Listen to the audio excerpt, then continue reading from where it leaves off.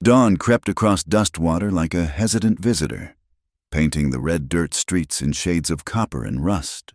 The Arizona Territory had a way of making even sunlight feel heavy, and this morning in 1878 was no different. Elena Whitlow pressed her palm against the cool glass of the general store window, watching the town stir to life with the predictable rhythm she'd known all her 20 years. The first wagon rolled past, wheels creaking a complaint that echoed off the weathered storefronts. Mr. Harlan, the blacksmith, was already at his anvil, each hammer strike ringing out like a bell calling the faithful to their daily worship of survival. The smell of cheap coffee drifted from the boarding house next door, mixing with dust and horse sweat in that particular perfume that marked every frontier town from here to California. "Elena, stop your daydreaming and help me with these oil lamps," her mother called from behind the counter. May Whitlow had a voice that could cut through morning fog and afternoon arguments with equal efficiency. "We've got 3 dozen to clean before the store opens." Elena turned from the window, her reflection briefly overlapping with the dusty street beyond. Brown hair pulled back in a practical bun. Hazel eyes that held more questions than a young woman in Dustwater was supposed to ask. She moved to the counter where the lamps waited, their glass chimneys clouded with the yesterday's smoke. "Mama, why do we clean them every morning when they'll just get dirty again by nightfall?" she asked, picking up a rag that had seen better decades. May's lips tightened into that familiar line that meant a lecture was brewing. "Because that's what proper folks do. Elena, we maintain standards. We don't let ourselves slide into commonness just because we live at the edge of nowhere." The bell above the door chimed, and 12-year-old Lark bounded in, her enthusiasm at odds with the drowsy morning. Elena, Mrs. Rodriguez says there's going to be a big meeting today. Something about water rights." "Lark Whitlow, you close that door properly," May scolded. "Were you raised in a barn?" "No, ma'am, but I wish I was. Barns are more interesting than stores." Lark grinned, unrepentant, and Elena had to hide her own smile behind a lamp chimney. "What's this about a meeting?" Elena asked, grateful for any news that might color the predictable pattern of their days. Lark bounced on her toes. "Mr. Crowley's calling it. Says he's got a proposition that'll bring prosperity to Dustwater. Mrs. Rodriguez heard it from her husband, who heard it from—" "That's enough gossip, young lady." May's interruption was sharp as a cactus spine. "Silas Crowley's business is his own, and decent folks don't go spreading tales like seeds in the wind." Elena recognized the name. Silas Crowley owned the largest freight company in the territory and had fingers in more pies than the town baker. When he spoke of prosperity, it usually meant prosperity for himself and crumbs for everyone else. The morning progressed with the mechanical precision Elena had grown to both depend on and despise.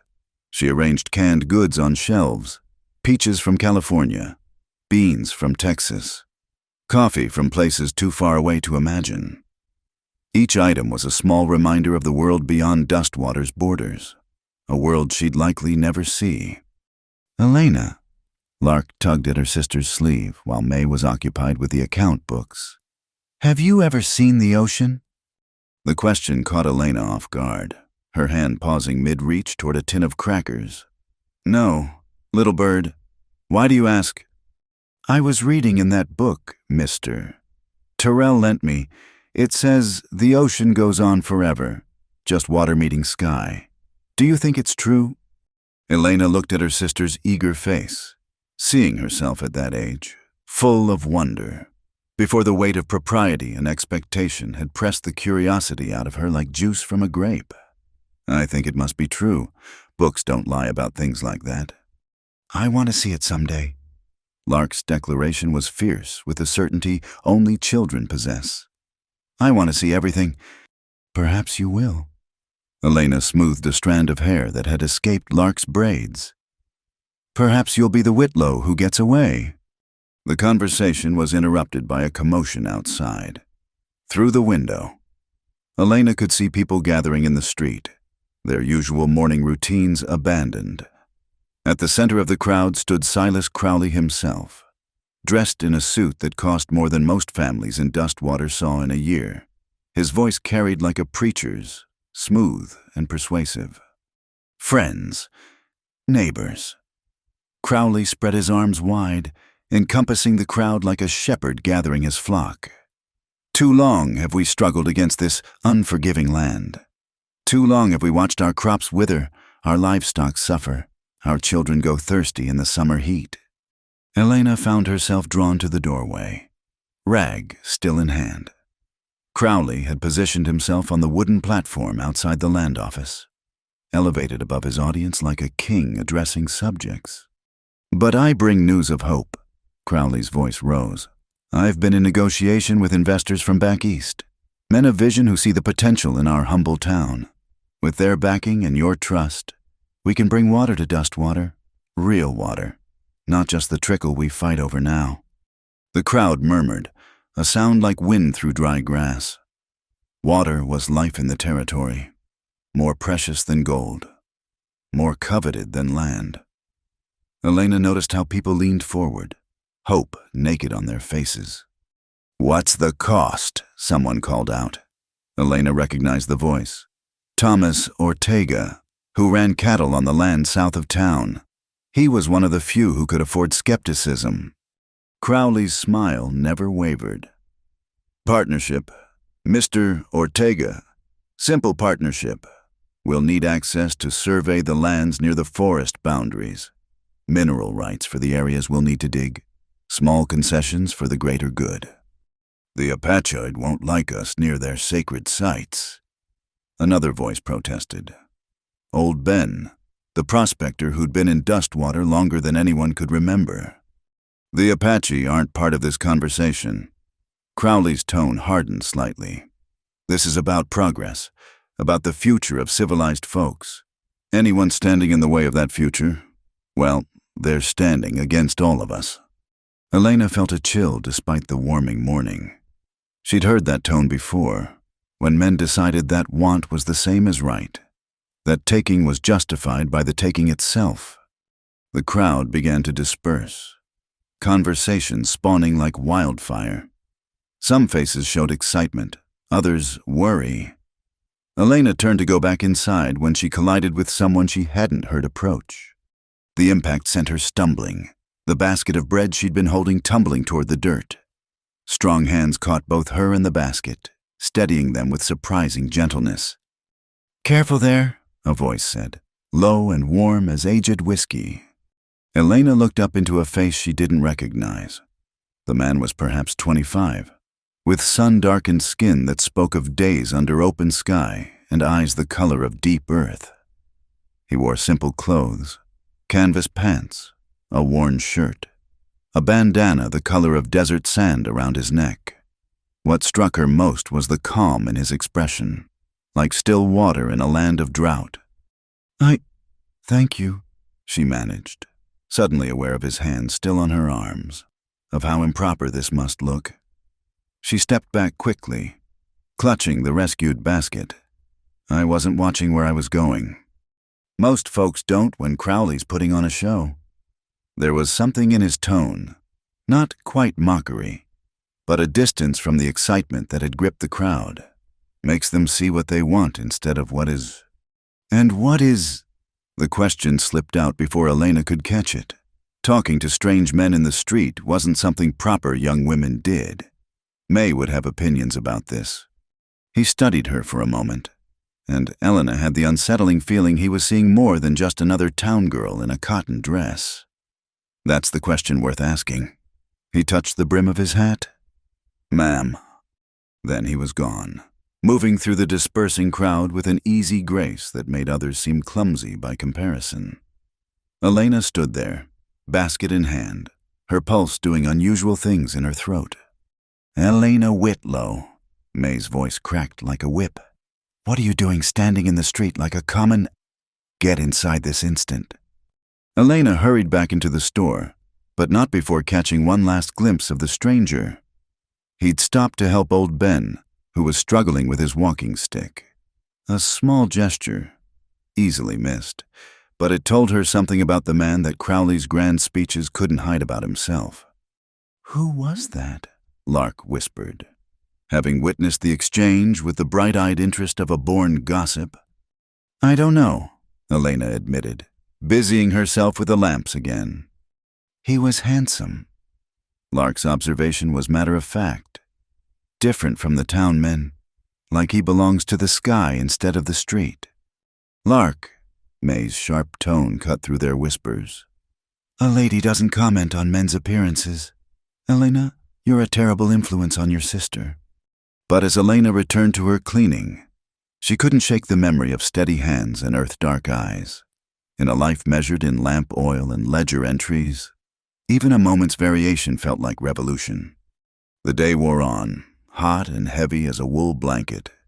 Customers came and went, Mrs. Patterson needing thread. The Gomez boys sent for their mother's monthly order. Deputy Hank Mercer stopping by for his usual supply of ammunition. Each transaction was a small ritual. Words exchanged like ceremony. Coins counted with deliberate care. It was near closing when May finally addressed what had been simmering between them all day. "That man you were talking to, he's not from here." "No, Mama." Elena didn't pretend not to understand. "Probably a drifter, maybe worse."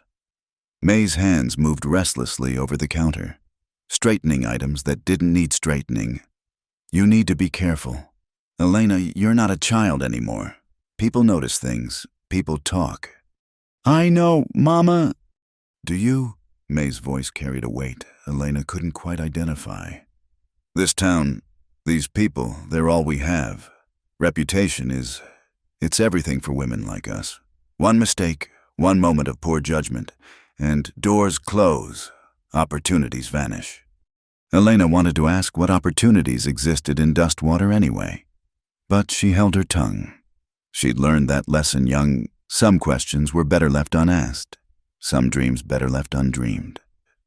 As the sun began its descent toward the horizon, painting the sky in shades of pink and gold, Elena found herself at the window again.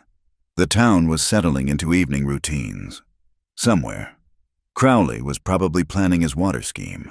Somewhere, that stranger with the earth-dark eyes was watching the same sunset. And here she stood, caught between glass and duty, wondering if this was all there would ever be. Days measured in lamp oil, nights counted in properly maintained distances, a life as carefully contained as goods on a shelf. "Elena," Lark's voice was soft beside her. "Do you think the ocean looks like the sky all blue and endless?" Elena put her arm around her sister's narrow shoulders. "I think it must be even more beautiful. And someday, little bird, you'll see it for yourself." It was a promise she couldn't keep, a hope she couldn't guarantee. But in that moment, with the dust settling and the lamps beginning to glow in windows throughout Dustwater, it felt like truth. The stranger's words echoed in her mind. That's the question worth asking. What is versus what could be? What they were told versus what was true? As Elena lit the lamps in their own store, she wondered if asking questions was perhaps the first step toward finding answers. And maybe, just maybe, that was its own small revolution. The wagon wheels complained with every rotation, a sound Elena had grown accustomed to over the years of making deliveries. This morning's load was destined for the Ortega Ranch, 5 miles south of Dustwater through terrain that couldn't decide if it wanted to be desert or scrubland. The early air carried a chill that would burn off within the hour, leaving nothing but heat and the smell of sage. "You sure you don't want me to come along?" Lark had asked at breakfast, her eyes bright with the hope of adventure. "Someone needs to help Mama with the store." Elena had replied, though the truth was simpler. The Ortega delivery often took her past the restricted springs, and she didn't want Lark anywhere near potential trouble. Now, as the town fell away behind her and the landscape opened into its vast emptiness, Elena found herself grateful for the solitude. Out here, she could breathe without feeling the weight of watchful eyes, could let her thoughts wander without fear of impropriety. The trail wound through a grove of cottonwoods, their leaves whispering secrets to the morning breeze. It was cooler here, almost pleasant, and Elena allowed the horses to slow their pace. That's when she heard it, a sound that didn't belong to the peaceful morning. A gunshot, single, sharp, echoing off the canyon walls to the west. Elena's hands tightened on the reins. Gunfire wasn't unusual in the territory, but this close to the Forbidden Springs, it meant trouble. She should turn around, head back to town, report it to Deputy Mercer. That's what a sensible woman would do. Instead, she found herself guiding the wagon off the main trail, following a deer path that led toward the sound. Her heart hammered against her ribs, but something stronger than fear pulled her forward. Perhaps curiosity, perhaps the simple human instinct to help when help might be needed. The path opened into a clearing near the creek that fed the springs. What Elena saw there made her stomach lurch. Old Ben lay crumpled against a boulder, blood seeping through his fingers where he clutched his shoulder. Two men stood over him, their faces unfamiliar but their intent clear in their stance. "Just tell us where the markers are, old man," one of them said, his voice carrying the lazy menace of someone who enjoyed his work. "Save yourself more pain." Elena's mind raced. She should run, but if she moved now, they'd hear her. If she stayed hidden, old Ben might. "The markers are where they've always been." A new voice cut through the morning air, calm as deep water. "Right where the original survey put them, unlike the ones you boys have been planting." The stranger from yesterday stepped out from behind a cluster of rocks, moving with that same easy grace Elena remembered. He held no weapon she could see, but something in his bearing made the two men shift nervously. "This ain't your business. Breed," the second man spat, using the ugly word that marked mixed heritage. "Crowley pays us to secure his interests. You'd best move along." "Funny thing about interests," the stranger said, still conversationally calm as he moved closer. "They tend to bleed, like Ben here. Now, I'm thinking you boys want to walk away while you still can." The first man went for his gun. The stranger moved faster than Elena's eyes could follow, closing the distance in 2 strides. His hand caught the man's wrist, twisting sharply. The gun fell, and its owner followed, crying out as he hit the ground. The second man backed away, apparently deciding his pay wasn't worth the risk. "Get out of here," the stranger said quietly.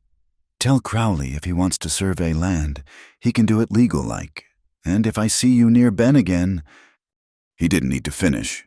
The men scrambled away, one supporting the other, disappearing into the brush like the vermin they were. Elena found herself moving before she'd made the conscious decision, driving the wagon into the clearing. "We need to help him," she called out, already reaching for the medical supplies she always carried on deliveries.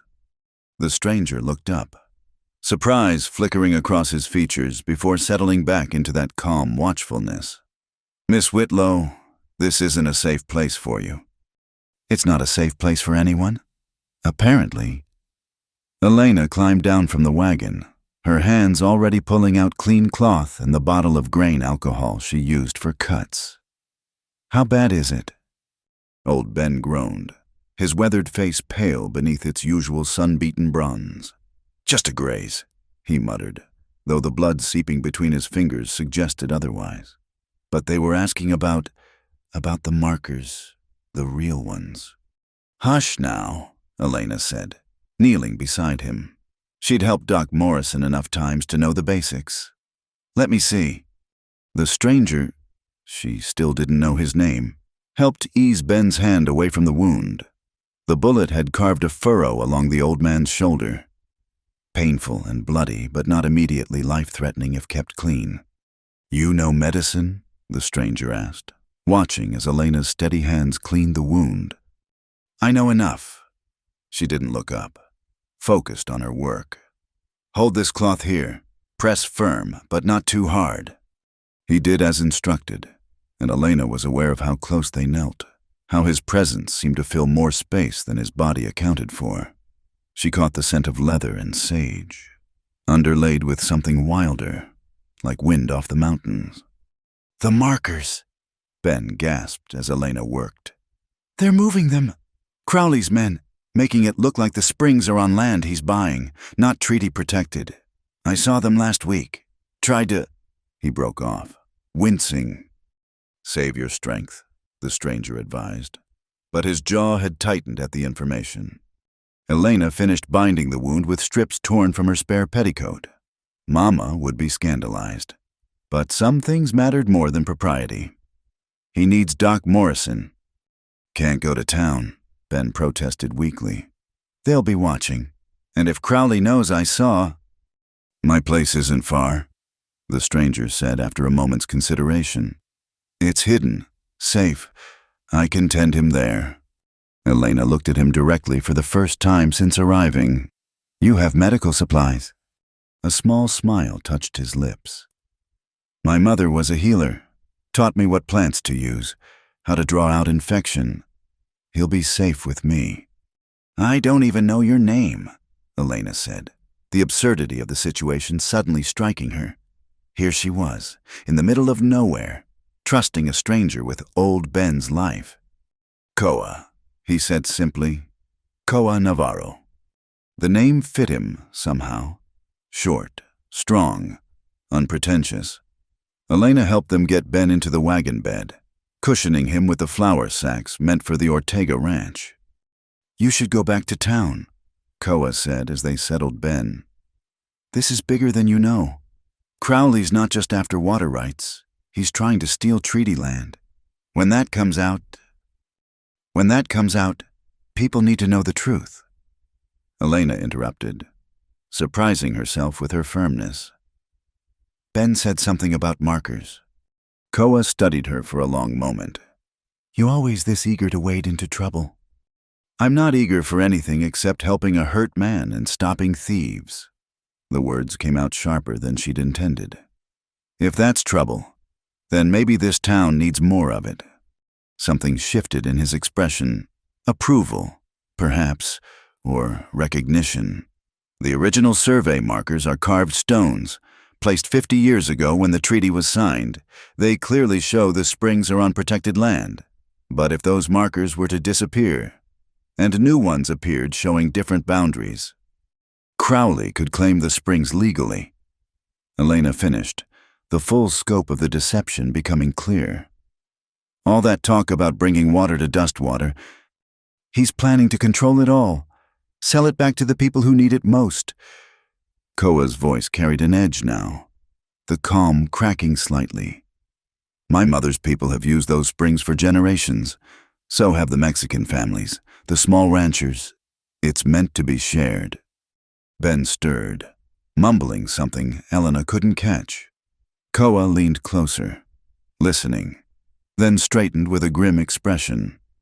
He says there's proof, documents, but they're hidden. He looked at Elena.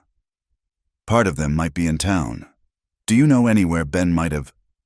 The store, Elena said suddenly. He comes by sometimes, does odd jobs for Mama. He helped repair our storeroom floor last month.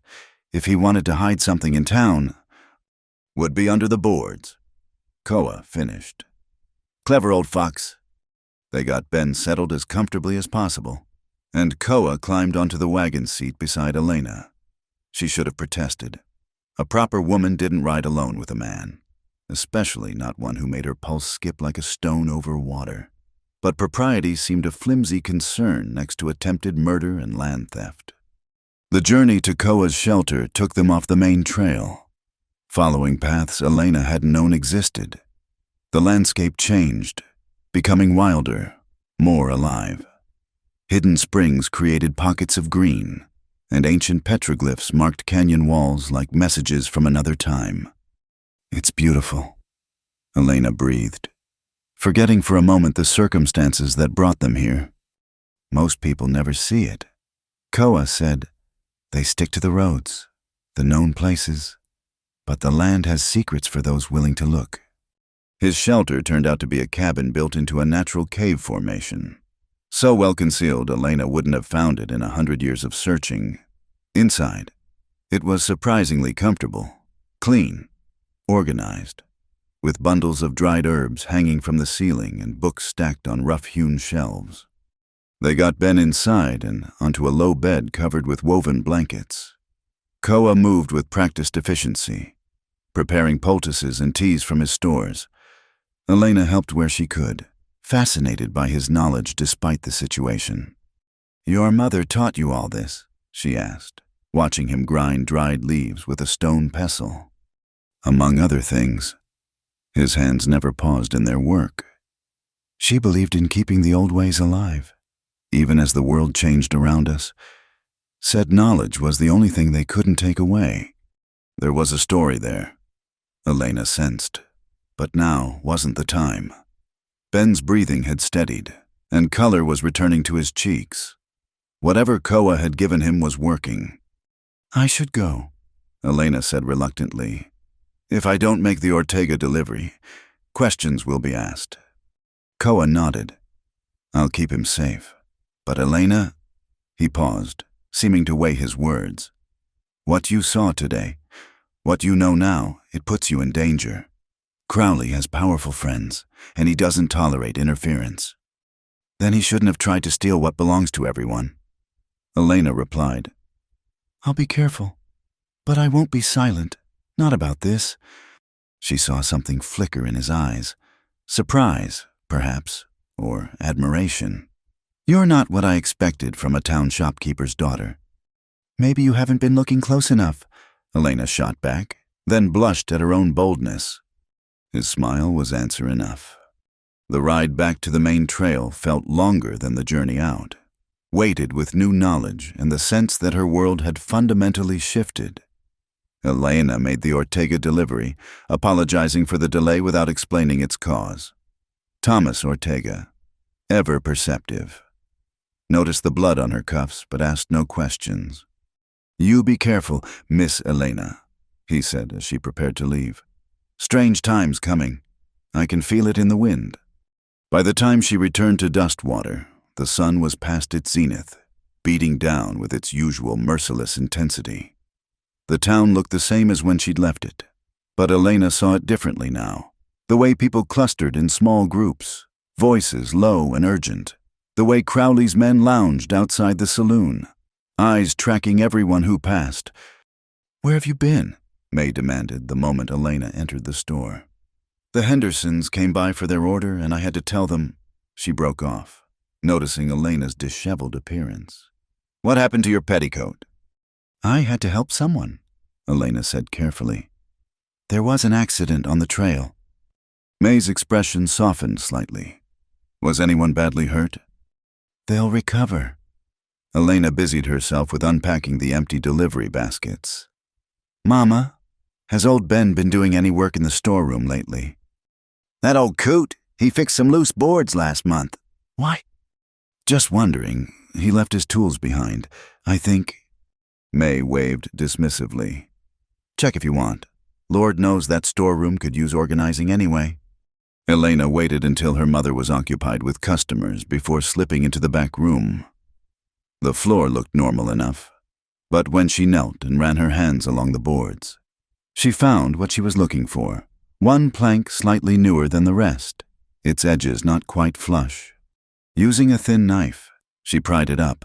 Beneath, wrapped in oilcloth, was a leather portfolio. Her hands trembled as she opened it, revealing surveyor's maps, official documents with territorial seals, and what looked like testimony from the original treaty signing. "Elena," Lark's voice from the doorway made her jump. "What are you doing?" "Close the door," Elena whispered urgently. Lark did, her eyes wide with curiosity. "Is this about the bad men, Mrs.? Chen said she heard gunshots this morning near the old springs." Elena made a quick decision. Lark was young, but she was also clever and trustworthy. "Can you keep a secret, a really important one?" Her sister nodded solemnly. "Good, because I need your help. Little bird, we're going to stop some very bad men from stealing something that belongs to everyone."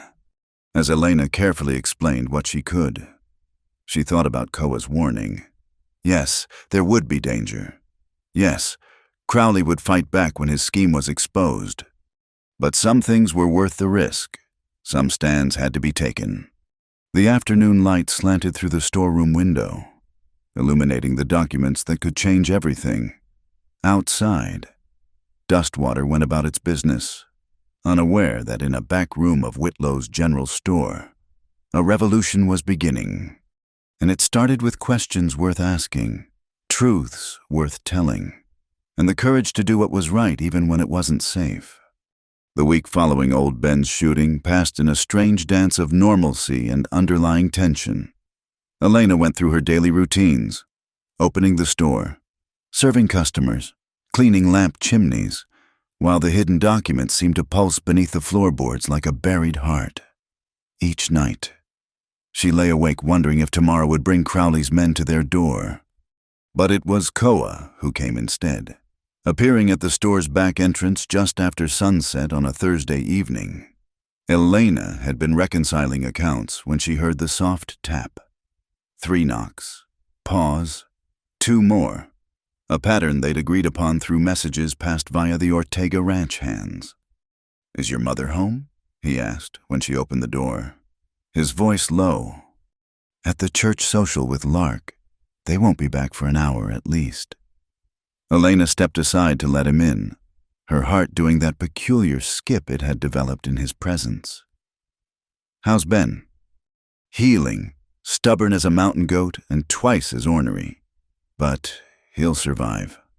Koa's eyes swept the storeroom, taking in exits and entrances with the automatic awareness of someone who'd learned to always know his escape routes.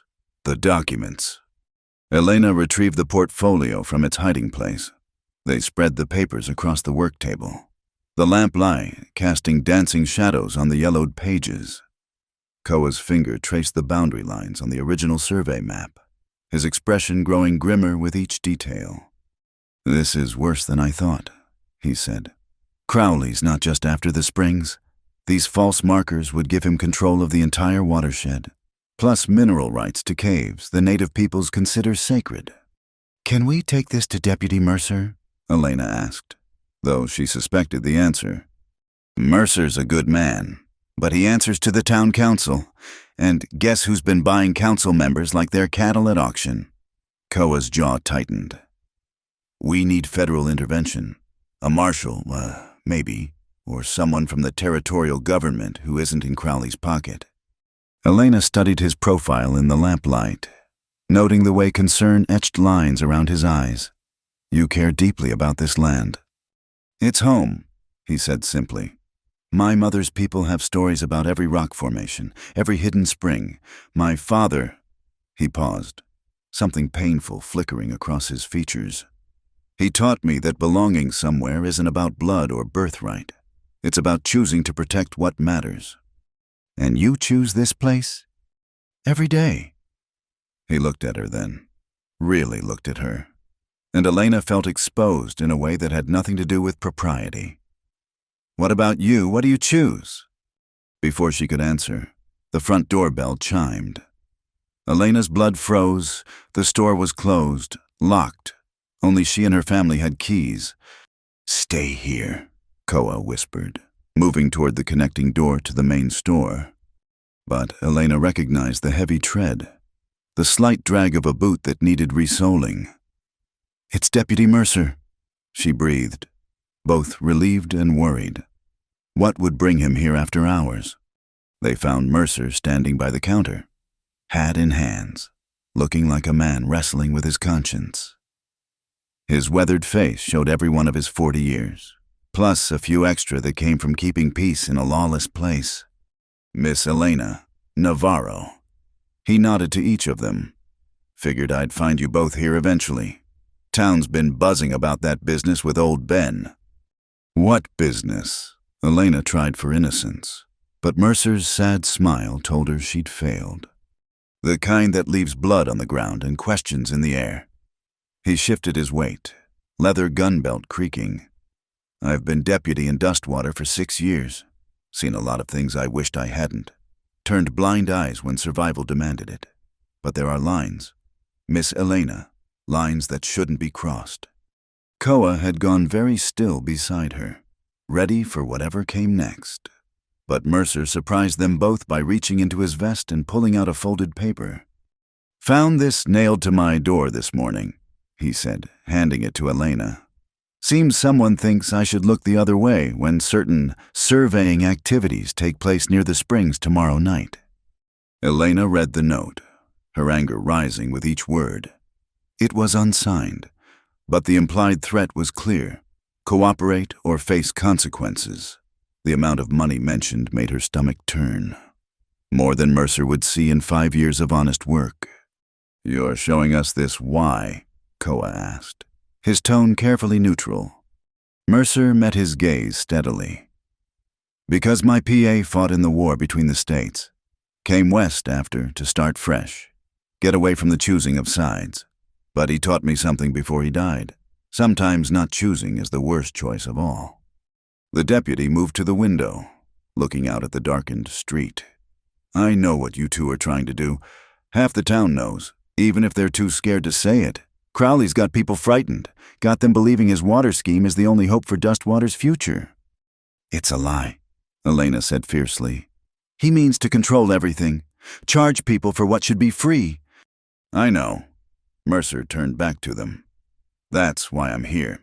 Can't move official-like without the council's backing. But nothing says I can't be checking on my sick aunt near the springs tomorrow night. Terrible thing. How illness can strike so sudden. Might even need to deputize some folks to help maintain order while I'm gone." The meaning was clear. Elena felt a surge of hope. "You'll help us." "I'll do what I can within the law. But Crowley's got powerful friends, deep pockets. You'll need more than one deputy with a conscience to stop him." Mercer settled his hat back on his head. "That federal marshal you were discussing when I came in might be worth sending a telegram to Fort Lowell. Mention treaty violations. That usually gets attention."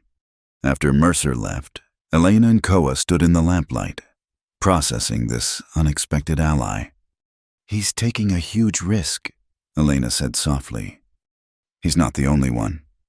Koa touched her arm lightly, the briefest contact that nonetheless sent warmth flooding through her. "You should stay home tomorrow night. Let Mercer and me handle—" "No." The word came out sharper than intended. "I'm part of this now. Ben risked his life for those documents. The least I can do is see it through." Koa studied her for a long moment. "You're not what I expected," he said finally, echoing his words from days before. "You said that already." "It bears repeating." His smile was quick, there and gone like sunlight through clouds. "Your mother will be back soon. I should go." But he lingered by the door, and Elena found herself stepping closer, drawn by something stronger than sense. "Koa, thank you for helping Ben, for caring about this." "Don't thank me yet. Tomorrow night." He shook his head. "Just be careful, Elena. Promise me that." "I promise to be as careful as the situation allows." "That's not the same thing." "No," she agreed. "It's not." The next day crawled by with agonizing slowness. Elena went through the motions of normalcy, but her mind was on the approaching night. May noticed her distraction. "You're jumpier than a cat in a thunderstorm," her mother observed over the noon meal. "Are you feeling ill?" "Just tired, Mama." May's sharp eyes narrowed. "This wouldn't have anything to do with that drifter who's been seen around town, the one who helped Ben." Elena's hand stilled on her fork. "How did you—" "I have ears," Elena rose, "and this is a small town." May's voice carried a warning. "People are talking about him, about you, about things that aren't proper." "Since when is helping injured people improper? Since that help puts you in danger? Since it involves you with men who exist outside decent society?" May leaned forward. "I know you think me harsh, but I've lived longer. I've seen what happens to women who forget their place." "My place," Elena repeated, the words bitter on her tongue. "And what exactly is my place, Mama?" "Safe," May said simply. "Fed, respectable, with a roof over your head and a future that doesn't involve scandal or bullets or—" She broke off, composing herself. "I won't have you throwing away everything we've built for some romantic notion of adventure." Elena wanted to argue, to explain about justice and right and the theft of water that would hurt everyone. But she looked at her mother's face, older than its years, marked by loss and struggle, and held her tongue. May had survived by following rules, by staying within boundaries. She couldn't understand choosing danger. That evening, as purple shadows stretched across Dustwater's dusty streets, Elena prepared carefully. Dark clothes that would blend with night, sturdy boots, her father's old riding coat that still smelled faintly of pipe tobacco. She told May she had a headache and was retiring early. Lark appeared in her doorway as Elena was checking the loads in their father's pistol, something she'd never thought to need. "You're going to stop the bad men," Lark said. It wasn't a question. Elena hesitated, then nodded. "Someone has to—" "I could help. I'm good at sneaking." "No, little bird, this is too dangerous." Elena crossed to her sister, kneeling to meet her eyes. "But you can help by staying here, keeping Mama calm if she notices I'm gone. Can you do that?" Lark nodded solemnly. Then, quick as a hummingbird, she hugged Elena tight. "Don't let them hurt you." "I won't," Elena promised, praying it was a promise she could keep. She slipped out through the back, using shadows and alleys she'd never traveled before. The town felt different at night, larger and smaller simultaneously, full of dark corners and watching eyes. Every sound made her heart race. The meeting point was an abandoned miner's shack a mile from the springs. Elena arrived to find Mercer already there, along with Thomas Ortega and, surprisingly, 2 of the Mexican vaqueros from his ranch. "Figured we might need numbers," Ortega explained. "These boys lost family land to similar schemes back in California. They've got no love for claim jumpers." Koa emerged from the darkness like he was part of it, making no sound until he wanted to be heard. His eyes found Elena immediately, a flash of something, concern, fear, crossing his face before he nodded. "They're already at the springs," he reported. 6 men, maybe 7, working by torchlight to move the markers. "We need to document what they're doing before we stop them." "I brought this," Elena said, producing a small camera from her satchel. "It was my father's. I know how to use it." Mercer looked impressed. Pictures would be evidence even the territorial governor couldn't ignore. They moved through the darkness like ghosts, Koa leading them along paths that seemed to exist only for those who knew where to look. The sound of metal on the stone grew louder, along with rough voices and occasional laughter. The springs appeared before them, torchlight turning the water to liquid gold. Elena counted 7 men working with picks and shovels, uprooting ancient stone markers and replacing them with newer ones bearing fresh carved dates and coordinates. "There," Koa breathed in her ear, pointing to a figure supervising from horseback. Crowley himself. Fool couldn't resist overseeing his triumph personally. Elena set up the camera with trembling fingers, grateful for the bright torchlight that would make photography possible. The click of the shutter seemed impossibly loud, but the working men didn't notice over their own noise. She managed 3 photographs before one of Crowley's men spotted movement in the shadows. "Hey, someone's out there." "Now," Mercer commanded, stepping into the light with his badge gleaming. "Nobody move. This is official territorial business." Chaos erupted. Some men dropped their tools and ran. Others reached for weapons. Koa moved like flowing water, disarming one man before he could draw his gun. The vaqueros flanked Ortega, their presence menacing enough to discourage resistance. But Crowley, instead of fleeing or fighting, simply smiled. "Deputy Mercer, fancy seeing you here. I thought you understood our arrangement." "Only arrangement I understand is the law," Mercer replied steadily. "And the law says these springs are treaty protected. You're under arrest for vandalism and attempted fraud." "Am I?" Crowley's smile widened. "And who's going to testify to that? A half-breed drifter, a shopkeeper's daughter out unchaperoned after dark? Some Mexican cowboys who probably aren't even citizens." Elena felt anger burn through her fear. "The camera will testify. The documents will testify. The truth will... A shot rang out. Elena felt the bullet whistle past her ear, so close she could feel its heat. Koa tackled her to the ground as more shots followed. Crowley's remaining men opening fire from cover. So much for doing this peaceful-like. Mercer growled. Returning fire. The night exploded into violence. Elena found herself pressed against a boulder. Koa shielding her with his body as bullets chipped stone above their heads. His weight was solid, protective, and despite the danger, she was acutely aware of his proximity, the warmth of him, the controlled breathing, the way his hand covered hers on the ground. When I say run, he murmured, we go for those trees. Ready. She nodded, not trusting her voice. Now, they moved together, Koa pulling her along as gunfire continued behind them. They reached the relative safety of the cottonwoods just as the shooting stopped, replaced by shouts and the sound of horses fleeing. When they emerged, Crowley was gone, along with most of his men. 2 had been captured, sitting sullenly under guard. The ancient markers lay scattered like broken teeth, but Elena's photographs would show exactly what had been attempted. Everyone all right? Mercer called out.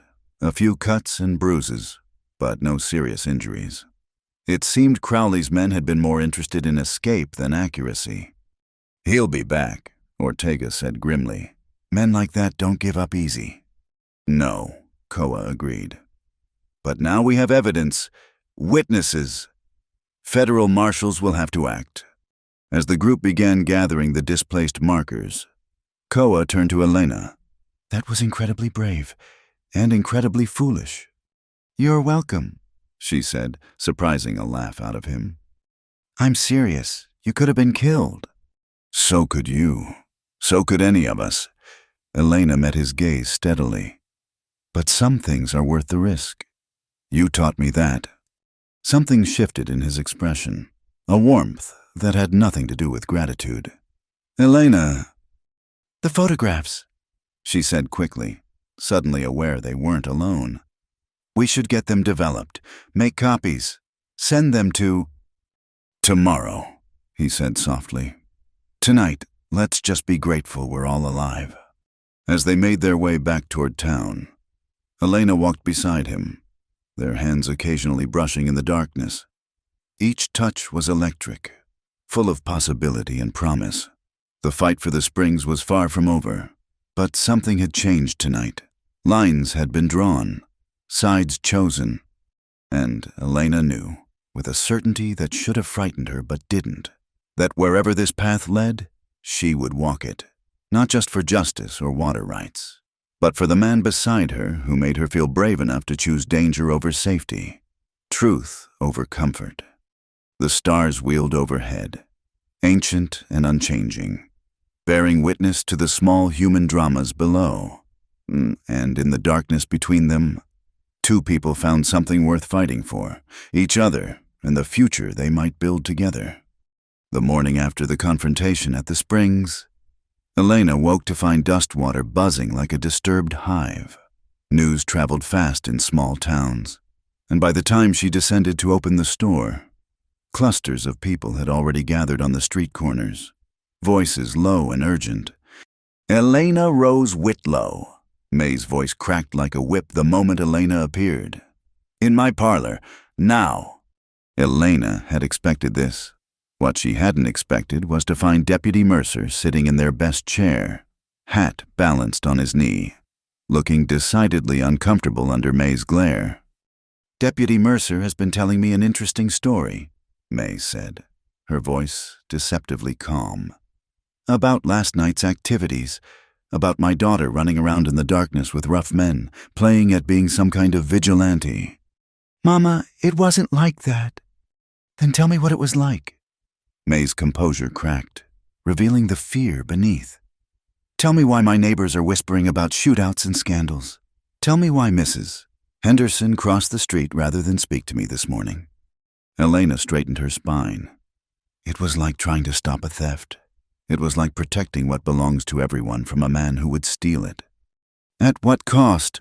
May's hands trembled. Your reputation, your future, your life. Mercer cleared his throat. Ma'am, if I may, your daughter showed remarkable courage last night. Without her photographs, we'd have no evidence of... I don't care about evidence, May's voice rose. I care about my daughter not getting shot in some fool crusade that isn't even her fight. But it is my fight, Elena said quietly. It's everyone's fight. If we let men like Crowley take the water, then we adapt. We survive, like we always have. May sank into a chair, suddenly looking older. Elena, you don't understand. Your father, he had ideals too. Principles. And where did they get him dead at 35, leaving me with 2 daughters and a store full of debts? Elena had rarely heard her mother speak of her father's death. James Whitlow had died when she was 12, Lark barely walking. The official story was a riding accident, but Elena had always sensed there was more. How did Papa really die? She asked softly. May's eyes closed. He witnessed a claim dispute, stood up in court, told the truth about who had rights to a piece of land. The man who lost, he didn't take it well. Your father was coming home from a delivery when... She broke off. They called it an accident. Horse spooked, wagon overturned, but I knew. Everyone knew. The room fell silent, except for the tick of the mantel clock. Elena felt the weight of this revelation settling over her like a shroud. Her father had died for telling the truth. I'm sorry, Mama, she said finally. But that doesn't mean we should stop trying to do what's right. Doesn't it? May looked at Mercer. Tell her what else you came to say. Deputy! Mercer shifted uncomfortably. Crowley's filed charges, destruction of property, interference with legal business operations. He's got witnesses saying your group attacked his peaceful surveying party. That's a lie. Course it is, but he's got money for lawyers, judges who owe him favors. Miss Elena, he specifically named you and Navarro as the ringleaders. Mercer paused. There's talk of arrest warrants. Elena felt the bottom drop out of her stomach. But we have evidence. The photographs. We'll take time to develop and verify. Meanwhile, Crowley's pushing for immediate action. Mercer stood. I'm supposed to bring you in for questioning. Officially. And unofficially? Elena asked, reading something in his tone. Unofficially, I'm terrible at finding people who don't want to be found. Might take me days to locate someone who's smart enough to lay low. He settled his hat. Good day, ladies. After he left, Elena and May sat in heavy silence. Finally, May spoke. There's something else. Something I'd hoped never to tell you. She moved to her writing desk, withdrawing a yellowed envelope from a hidden compartment. We owe Crowley money. Have for years. Elena took the papers with numb fingers. A loan agreement, signed by her father just months before his death. The amount made her gasp. The store was failing, May explained. The drought of '66 nearly ruined us. Your father borrowed from the only man willing to lend. We've been making payments ever since. But the interest... She laughed bitterly. Crowley owns us. Elena, if he calls in the debt, he's using this as leverage. Elena's mind raced. That's why you've been so afraid. He could take everything. The store, our home, everything. May met her daughter's eyes. So you see why I can't have you making him an enemy. We're already in his power. Elena stared at the loan papers, seeing the trap her family had been caught in for years. But instead of despair, she felt a cold clarity settling over her. Then we need to destroy his power. All of it. Elena. No, Mama, don't you see, this is bigger than just us. How many other families does he have under his thumb? How many debts? How many threats? She stood, pacing. The water scheme is just part of it. He's building an empire on fear and desperation. A soft knock at the back door interrupted them. Elena found Lark there with old Ben, who looked pale but determined. Beggin' pardon, ma'am, Ben said to May. But I need to speak with Miss Elena. It's about the rest of them papers. You should be resting, Elena protested. Rest when I'm dead. Right now. You need to know what else I found. He glanced around nervously. That torn map I gave you, there's another piece. Shows something Crowley don't want nobody to see. May surprised them all by stepping aside. Come in then. Seems my parlor has become conspiracy central anyway.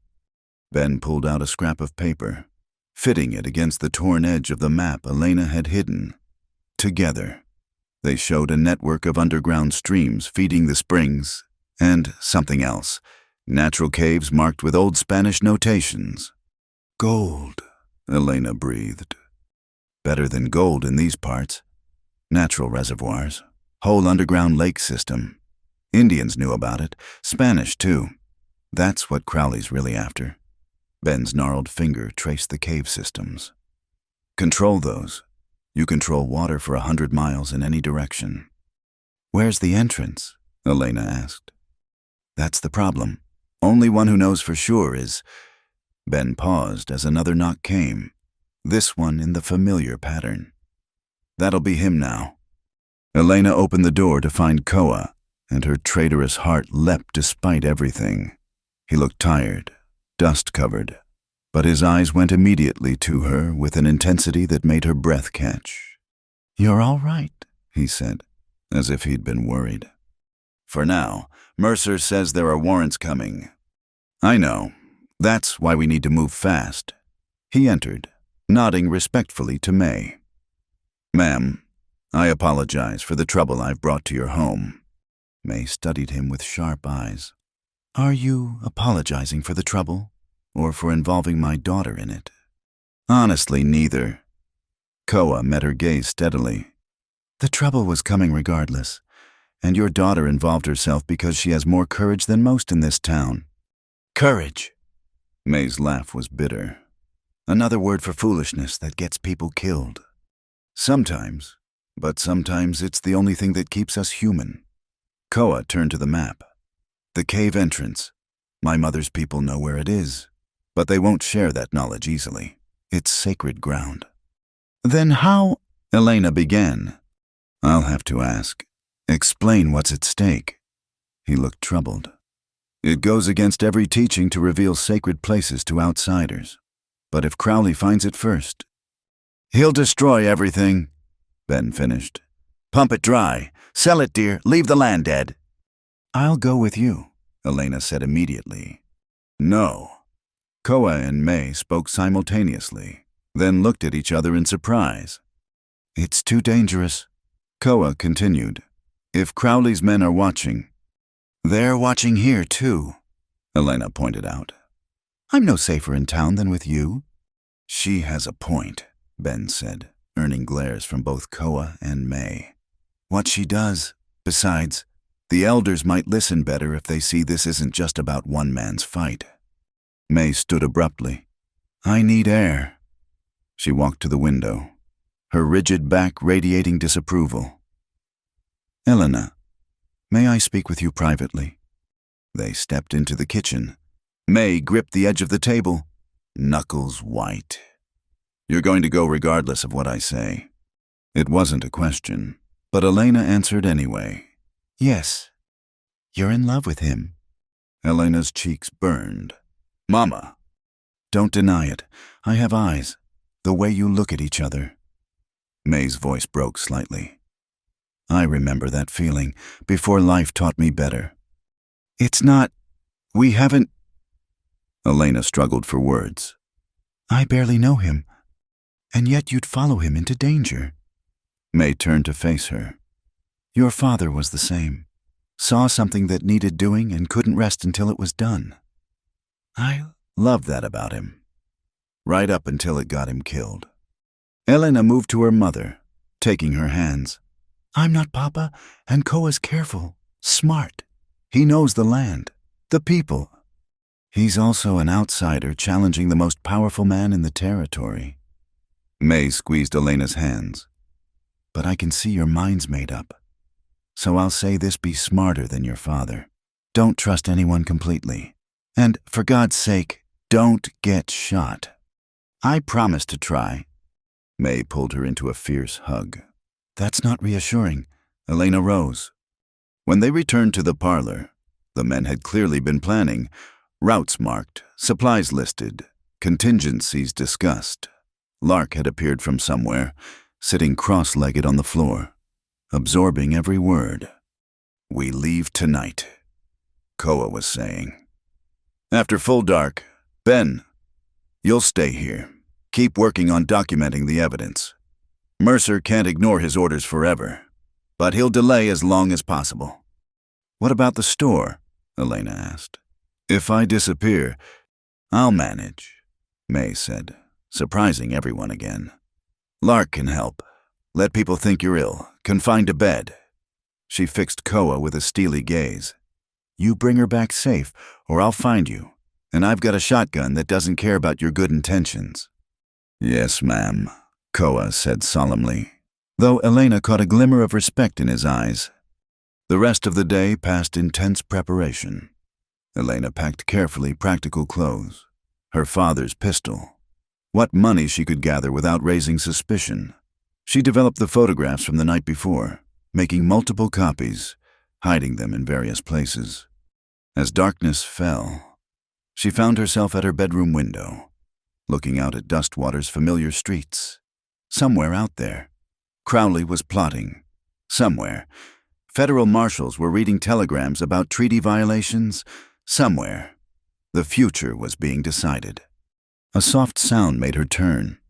Koa stood in her doorway, having entered silent as a shadow. It's time, he said simply. Elena nodded, shouldering her pack. As they prepared to leave, Lark appeared, pressing something into Elena's hand. It was their father's compass, brass worn smooth by years of handling. So you can find your way home, Lark whispered. Elena hugged her sister tight, then followed Koa into the night. At the back door, May waited, her face carved from stone. Remember, she said quietly, you're a Whitlow. We bend, but we don't break. I'll remember, Mama. They slipped out into the darkness, two shadows among many. Behind them, the lamp in the store window glowed steadily, a beacon in the night. Ahead lay the unknown sacred caves and hidden waters, ancient secrets and modern greed. As they reached the edge of town, Koa took her hand briefly, just a touch, but it steadied her. Ready. Elena thought of her father, dying for truth, of her mother, living with fear, of Lark, dreaming of oceans, of a town slowly dying of thirst while one man schemed to own the rain. Ready, she said, and meant it. They disappeared into the desert night, leaving the false safety of civilization behind. Whatever came next, Elena knew there was no turning back. The die was cast, the path chosen. And despite the danger, despite her mother's fears and the warrants bearing her name, Elena felt more alive than she had in 20 years of careful existence. She was no longer just a shopkeeper's daughter, measuring her life in lamp oil and proper distances. She was someone who chose to fight, someone who refused to let fear win, someone who might, just might, make a difference. The stars wheeled overhead, ancient witnesses to human struggles, and beneath them, two people moved through the darkness toward a reckoning that would change everything, for better or worse. The careful life Elena Whitlow had known was over. What came next remained to be written. The storm came out of nowhere, as desert storms often do. One moment, Elena and Koa were following a barely visible trail through the canyonlands. The next, the sky had turned an ominous green-black, and the wind howled like a living thing. There, Koa shouted over the rising gale, pointing to a dark opening in the cliff face, an old hunting shelter, abandoned but still solid. They stumbled inside just as the rain began. Fat drops that quickly became a deluge. The shelter was small, maybe 10 feet square, with a stone fire ring and walls that had been chinked with mud to keep out the wind.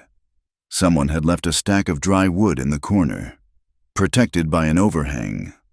Elena stood near the entrance, watching the storm transform the landscape. Water poured off the cliff above, creating a curtain that separated them from the world. She was soaked through, shivering, but somehow exhilarated. "We'll have to wait it out," Koa said, already working to start a fire. "These flash storms can turn dry washes into rivers in minutes." The kindling caught, casting dancing shadows on the walls. As the fire grew, Elena noticed Koa watching her with concern. "You're shaking. Come closer to the fire." She moved to sit near him, acutely aware of their isolation, their proximity. The firelight played across his features, highlighting the planes of his face, the intensity of his dark eyes. "I should check your arms," he said quietly. "That scramble up the rocks when we heard riders. You might have gotten cut without noticing." Elena pushed back her sleeves, revealing several scratches she hadn't felt in their flight from what might have been Crowley's men. Koa retrieved a small leather pouch from his pack, producing clean cloth and a tin of salve that smelled of pine and something medicinal. His touch was gentle as he cleaned the scratches, his fingers warm against her skin. Elena found herself holding her breath, hyper-aware of every point of contact. "You're different from anyone I've known," she said softly, needing to fill the charged silence. His hands stilled for a moment. "How so?" "You move between worlds like you belong to all of them, and none of them at once. Town, wilderness, different peoples. You make it look easy." "It's not." His voice was barely above a whisper. "Most days I feel like I'm standing on a bridge with no solid ground on either side." "But you seem so sure of yourself." He looked up at her then, and something in his expression made her heart race. "I'm sure of very few things, Elena, but lately—" He paused, seeming to weigh his words. "Lately, I've been sure of one thing." The air between them crackled with more than fire warmth. Elena felt drawn forward as if by invisible threads. "What's that?" Instead of answering with words, he reached up to touch her face, his palm cupping her cheek with infinite gentleness.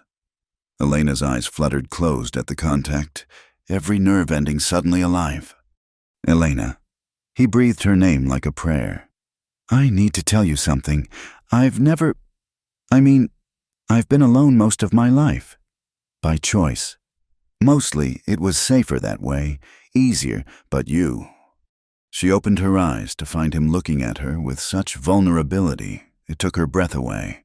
Without thinking, she placed her hand over his where it rested against her cheek. "I know," she whispered. "I feel it too, like I've been sleepwalking through life until now," he finished. The storm raged outside, but in their small shelter, time seemed to stop. Koa's thumb traced the line of her cheekbone with reverent care. Elena turned her face into his palm, pressing a kiss to the center of it, and heard his sharp intake of breath. "Elena, we should—" he started, but she interrupted. "I've never been touched before," she said, the words tumbling out in a rush. "Not like this. Not by someone who sees me as more than the shopkeeper's daughter or a proper young lady to be eventually married off. You're my first real everything." The confession hung between them, raw and honest. Elena felt exposed, vulnerable, but also strangely free. She'd spoken her truth. Koa's other hand came up to frame her face, holding her like she was something precious, breakable. "Are you sure? Because I don't think I could go back to being strangers." "I don't want to be strangers," Elena said fiercely. "I want—" She couldn't finish, couldn't find words for the yearning that consumed her, but she didn't need to. Koa drew her closer, slowly, giving her every chance to pull away. She didn't. When his lips finally met hers, it was like coming home to a place she'd never been. Gentle at first, almost hesitant, then deeper as she responded. His hands tangled in her hair, still damp from the rain. Her arms wound around his neck, pulling him closer. They broke apart, breathing hard, foreheads touching. "You're first," Koa murmured. wonder in his voice. Elena nodded, not trusting speech. He pulled back slightly to look at her, and what she saw in his eyes made her feel powerful and cherished all at once. "Then we do this right," he said firmly. He stood, removing his worn coat and spreading it on the ground near the fire. Then he took the bandana from around his neck, the one she'd noticed that first day, and folded it carefully. "What are you doing?" Elena asked, bemused. "Making you comfortable, safe." He held out his hand. "Trust me." She took his hand without hesitation. He drew her down to sit on the coat, then surprised her by draping the bandana around her shoulders like a shawl. It smelled of him, leather and sage and something uniquely Koa. "In my mother's tradition," he said softly, "when a man courts a woman seriously, he gives her something of his to wear, a promise of protection, of intention." His fingers adjusted the fabric with careful precision. "I have nothing fine to give you, but this—" "It's perfect," Elena interrupted, clutching the soft fabric. "But Koa, I don't need protection. I need—" She struggled for words. "I need to know this is real, that I'm not imagining what's between us." His answer was to pull her against him, her back to his chest, his arms wrapped secure around her. "Feel this," he said quietly, his breath warm against her ear. "Feel how perfectly you fit here, how right this is." And she did feel it, in the solid warmth of his embrace, in the way her body relaxed against his as if it had always belonged there, in the steady beat of his heart against her back. His touch screamed everything she needed: safety, desire, belonging, choice. They sat like that for long minutes, watching the fire, listening to the storm. Koa's hands rubbed slow circles on her arms, chasing away the last of the chill. Elena had never felt so aware of another person's presence. Every breath synchronized, every small movement registered. "Tell me about your dreams," he said eventually. "When you think about the future, what do you see?" It was such an unexpected question that Elena laughed softly. "No one's ever asked me that before. I'm asking now." She considered, safe in the circle of his arms. "I used to dream of seeing the ocean, of traveling to places I'd only read about. But lately—" She turned in his embrace to look at him. "Lately, I dream of a different kind of life, one where people like us can choose who we love without the world condemning it, where water belongs to everyone, where little girls like Lark can grow up to be whatever they want. And us," his voice was carefully neutral, "do we exist in this dream?" "Yes," she said simply, "though I don't know how. Your life is out there." She gestured toward the storm-hidden wilderness. "Mine is in town, at least while Mama and Lark need me. Lives can change," Koa said. "Places that seem fixed can shift. Look at us now, a shopkeeper's daughter and a mixed-blood scout, hiding from the law in a cave. Did you see this coming a week ago?" "No," Elena admitted. "A week ago, I was cleaning lamp chimneys and thinking that was all there'd ever be. And now I know there's more, so much more." She touched his face, marveling at the freedom to do so. "But Koa, what happens when we go back when reality crashes in?" "Then we face it together," he said firmly. "I'm done running alone. Elena, done keeping the world at arm's length?" He caught her hand, pressing it flat against his chest where she could feel his heartbeat, rapid and strong. "Do you feel that? That's what you do to me? That's how I know this is real." The storm was beginning to ease, thunder rolling away into the distance. Soon they'd have to leave this shelter, face the dangers waiting outside. But for now, Elena let herself exist in this moment, held by a man who saw her truly, wrapped in promises as warm as the bandana around her shoulders. "I've been so careful my whole life," she confessed, "following rules, staying within boundaries. But with you, I want to be brave. I want to choose something just for me, just because it feels right." "Then choose," Koa said simply. "I'm here. I'm not going anywhere unless you tell me to." Elena turned fully in his arms, kneeling to face him. The firelight danced between them, casting everything in gold and shadow. She placed her hands on his shoulders, feeling the strength there, the controlled power. "I choose you," she said clearly. "I choose us, whatever that means, whatever comes next." His smile was radiant, transforming his usually serious face. "You won't regret it, I swear to you, Elena. I'll spend whatever time we have proving you made the right choice." He drew her down for another kiss, this one deeper, more certain. When they finally parted, Elena felt changed, marked somehow by this moment. The girl who'd left Dustwater was gone. In her place was a woman who knew her own mind, her own heart. They spent the remaining hours until dawn talking, sharing stories of their childhoods, their fears, their hopes. Koa told her about his mother, a healer who'd walked between worlds until sickness took her. Elena spoke of her father, his principles that had cost him everything. "We're both orphans of a sort," Koa observed as the sky began to lighten. "Making our own way without a clear map. Then we'll draw our own map," Elena said firmly. "Chart our own course." The storm had passed completely, leaving the air clean and sharp. As they prepared to continue their journey, Elena noticed something different about herself. A new confidence in her movements, a certainty that hadn't been there before. "The trading post is another hour's walk," Koa said, checking his supplies. "My mother's people sometimes camp near there. If we're lucky, we can meet with the elders today. And if we're not lucky, then we keep looking. Crowley won't stop, which means neither can we." He paused in his preparations to look at her. "Are you ready for this? Once we involve the elders, there's no keeping it quiet. Everyone will know where you stand." Elena touched the bandana still around her shoulders, drawing strength from its presence. "Let them know. I'm tired of hiding, tired of being afraid." She met his gaze steadily. "Whatever happens next, I won't regret this. Any of it." He crossed to her in 2 quick strides, pulling her close for a fierce embrace. "Brave Elena," he murmured against her hair. "You humble me." As they left the shelter, Elena took one last look back. Such a small space to have held such a momentous change.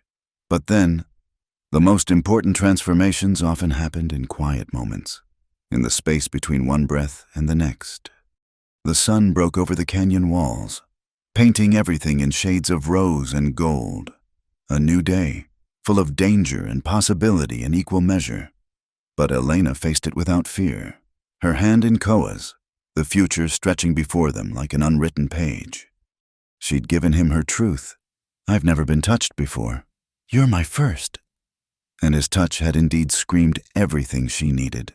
Not just desire, though that was there.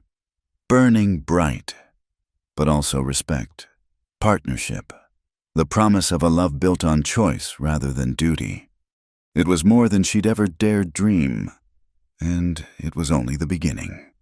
The trading post sat at a crossroads of cultures, a rough wooden building that had seen better decades. Native traders, Mexican vaqueros, and Anglo settlers all passed through its doors, making it neutral ground in a territory where neutrality was as rare as rain. Elena and Koa arrived to find a disturbing buzz of activity. Horses bearing Crowley's brand were tied outside, and through the window, Elena could see the man himself holding court near the counter. "Stay close," Koa murmured, his hand finding hers briefly before they entered. The conversation inside died as they walked in. Crowley turned, his smile sharp as broken glass. "Well, well, the fugitives grace us with their presence." He gestured to the men flanking him. "Boys, seems we don't need to keep searching after all." "We're not fugitives," Elena said, proud when her voice didn't shake. "We've broken no laws." "Haven't you?" Crowley pulled out a paper with official seals. "Destruction of property, assault, inciting violence. Judge Morrison signed the warrants this morning." His eyes glittered with satisfaction. though I might be persuaded to forget the whole unfortunate incident, if certain parties were to see reason. The trading post owner, a grizzled man named Josiah, spoke up from behind his counter. This is neutral ground. Crowley always has been. You want to serve warrants, do it elsewhere. Now, Josiah, no need for unpleasantness. I'm just having a civilized conversation with Miss Whitlow here. Crowley's attention fixed on Elena like a snake eyeing a mouse. Your mother and I had an interesting chat this morning about old debts, about what happens to families who can't pay what they owe. Elena's blood ran cold. You wouldn't dare. Wouldn't I? Business is business. My dear, though I'm sure we could work out an arrangement. Your cooperation in certain matters could ease your family's burden considerably. Leave her family out of this, Koa said quietly, but there was steel in his voice. Crowley's laugh was ugly. The half-breed speaks. Tell me, Navarro, what exactly is your interest here playing hero to impress the lady? Or is there something else? His smile widened. Perhaps something to do with those sacred caves your mother's people guard so jealously. The temperature in the room seemed to drop. Several native traders near the back exchanged glances, and one slipped out the rear door. Crowley continued, reading the tension. So, you do know about them. The underground water system, the reservoirs that could turn this whole territory into a garden, or a gold mine for whoever controls them. That water is sacred. Koa said, It belongs to whoever holds legal title. Crowley interrupted. And once I prove the springs are on the land I've purchased, which my new survey markers clearly show, that includes everything connected to them. Underground streams, caves, the whole water table. Elena felt sick. The scope of his plan was even larger than they'd realized. Not just the visible springs, but the entire hidden water system that fed the region. You can't, she said. The original treaties. Treaties can be reinterpreted. Boundaries can be disputed, especially when the original markers have mysteriously disappeared. Crowley's voice hardened. Which brings us back to you two. Surrender yourselves now, and I'll be lenient. Continue this foolish resistance, and I'll crush you, your family, Navarro's people, anyone who stands with you. The front door opened again, and Elena's heart sank. More of Crowley's men, but instead, Old Ben hobbled in, supported by Deputy Mercer and Thomas Ortega. Behind them came others. The priest, Father Miguel, several small ranchers, even Mrs. Chen from the laundry. Interesting gathering, Mercer said mildly. Almost like a town meeting. Good thing, since we have town business to discuss. Crowley's expression darkened. Mercer, you have warrants to serve. In due time, but first, Ben here has something to show everyone. Mercer helped the old prospector to a chair. Go ahead, Ben. With shaking hands, Ben produced a leather portfolio, not the one Elena had found, but another. Been doing some digging of my own, he said, voice stronger than his appearance suggested. In the territorial records, the real ones, not the versions Crowley's been having rewritten. He pulled out a document heavy with official seals. Assignment of mineral and water rights, dated 1827. Spanish colonial grant, upheld by Mexican law, confirmed by the Treaty of Guadalupe Hidalgo. His rheumy eyes fixed on Crowley. The springs and all connected water systems are held in perpetual trust for the indigenous peoples and settled inhabitants of the region. Can't be sold, can't be claimed, can't be stolen by moving a few rocks around. The silence that followed was deafening. Crowley's face had gone pale, then flushed dark red. That's a forgery, he snarled. Is it? Father Miguel stepped forward. Because I have the matching document in the mission archives. Would you like to compare them? And I have the testimonies of 3 survey teams, Ortega added. All confirming the original marker placements. Seems your midnight work crew wasn't as thorough as you thought. Elena felt a surge of hope. They weren't alone. The town, or at least part of it, was standing up to Crowley. But Crowley wasn't finished. "Legal documents are all well and good," he said, voice dangerously calm. "But possession is 9/10 of the law, and I possess the men, the guns, and the will to take what I want." He gestured to his hired guards. "Secure the woman. We're leaving." The men moved toward Elena, but Koa stepped between them. "No. Move aside. Breed," or... The rest of the threat was lost as the trading post door burst open. A young native rider rushed in, speaking rapidly in a language Elena didn't understand. But she saw Koa's expression change, saw him respond in the same tongue. "What is it?" she asked. "Crowley's men," Koa said grimly. "They found one of the cave entrances. They're trying to blast their way in." Gasps rippled through the crowd. The caves weren't just water storage. They were sacred sites, burial grounds, places of power for the indigenous peoples. "Stop them!" someone cried. "How?" another voice demanded. "He's got 24 armed men out there."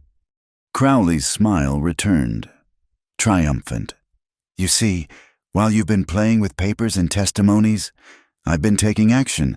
By nightfall, I'll control the water.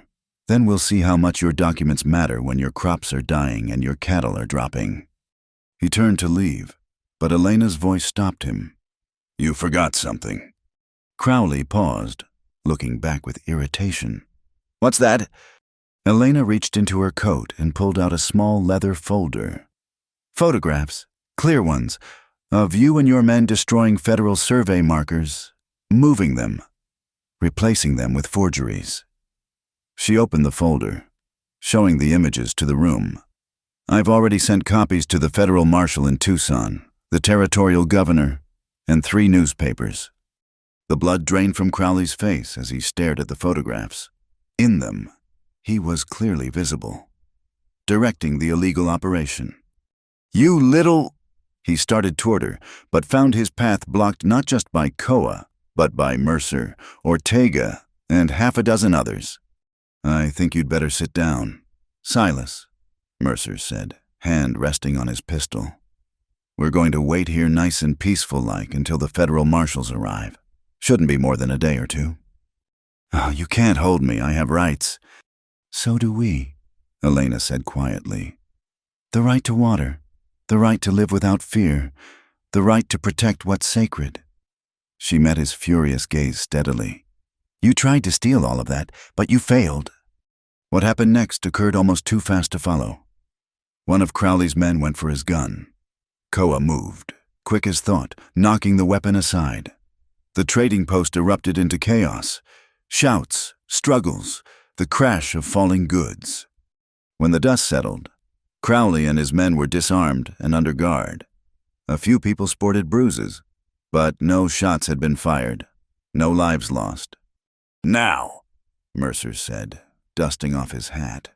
"About those caves. We need to stop whoever's out there before they do real damage." "I'll lead you," Koa said, "but we need to hurry." As they organized a group to ride out, Elena found herself face to face with Crowley, under guard and disarmed. He looked smaller somehow. Ordinary, just a greedy man whose reach had exceeded his grasp. "This isn't over," he hissed. "I have friends, influence. You think a few pictures will stop me?" "No," Elena admitted. "But they'll slow you down. And every day you're slowed is another day for people to see you for what you are. Your power came from fear and lies. Without those," she shrugged, "you're just another thief." Outside, horses were being saddled, weapons checked. The confrontation at the caves would determine whether Crowley's damage could be contained, but something had shifted in the balance of power. The town had found its courage. "Elena," Koa appeared at her elbow. "You should stay here. It could be dangerous." "We've had this conversation," she interrupted. "I'm coming." He smiled, that rare, transformative expression. "I knew you'd say that." He handed her a rifle. "Can you use this?" "Papa taught me." She checked the load with practiced ease. "Just never thought I'd need to." As they mounted up, Elena saw Ben watching from the trading post porch. He raised a gnarled hand in salute, and she returned it. The old prospector had played his part. Now it was their turn. The ride to the caves was hard and fast. Elena pushed her horse to keep pace, Koa's bandana still around her shoulders, fluttering like a banner. Around them rode an unlikely alliance: Anglo ranchers, Mexican vaqueros, native warriors, townspeople who'd finally had enough. The sound of explosions reached them before they saw the caves. Black smoke rose from the canyon ahead, and Elena's heart clenched. How much damage had already been done? They crested a rise to see Crowley's men working frantically at a cave entrance, setting charges, widening the sacred opening with picks and hammers. Ancient pictographs were being destroyed, ceremonial objects scattered. "Stop!" Koa's voice carried across the canyon like thunder. The workers looked up to see 40 riders bearing down on them. Some ran immediately. Others reached for weapons but thought better of it when they saw the odds. Within minutes, it was over. The remaining explosives were secured, the damage assessed. Koa dismounted at the cave entrance, his face grim as he surveyed the desecration. Elena joined him, placing a gentle hand on his arm. "Can it be repaired?" she asked softly. "Some things, once broken, can't be made whole," he said. "But the caves themselves are deep. The water is safe. The most sacred places remain untouched." He looked at the gathered crowd. Because people stood together. Because they said, "Enough." As the sun began to set, painting the canyon in shades of gold and crimson, Elena felt the weight of the past days settling on her. They'd won, for now. Crowley would face justice. The water would remain free. But victories were rarely complete. Rarely without cost. She thought of her mother, who'd have to face the gossips. Of Koa's people, who'd had sacred places violated. Of the delicate balance between progress and preservation that would always need defending. "What are you thinking?" Koa asked, coming to stand beside her as the others dealt with prisoners and evidence. "That it's not over," Elena said honestly. "There will be other Crowleys, other threats." "Yes," he agreed, "but there will also be other people willing to stand up. Other moments when communities choose courage over fear." He turned to face her. "Other chances to build something better." His hand found hers, and Elena squeezed it. Drawing strength from the contact, whatever came next, they'd face it together. The shopkeeper's daughter and the scout, the woman who'd found her courage and the man who'd helped her claim it. As they rode back toward the trading post, Elena felt the weight of the bandana around her shoulders, the rifle across her saddle, the new knowledge of who she could be when tested. She'd left Dustwater a girl bound by convention. She was returning a woman who knew her own power. There would be consequences. There always were when the established order was challenged. But as the first stars appeared in the darkening sky, Elena felt no regret, only anticipation for whatever came next in this wild, untamed country where water was life and love was the greatest rebellion of all. The night of reckoning came 3 days later. Federal marshals had arrived from Tucson to take custody of Crowley, but his remaining men had other plans, under cover of darkness. They converged on the temporary dam Crowley had been building upstream, a massive earthwork designed to divert the entire water flow into channels he would control.